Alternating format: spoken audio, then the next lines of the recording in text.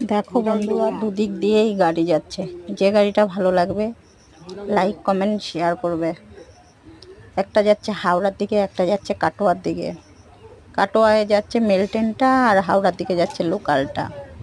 দেখো, খুব সুন্দর লাগবে, দেখলেই ভালো লাগবে। ভিডিও বানা কি করব বলো, তোমরা তো আর লাইক কমেন্ট করবে না। যেরকম পারি সেরকমই বানাই।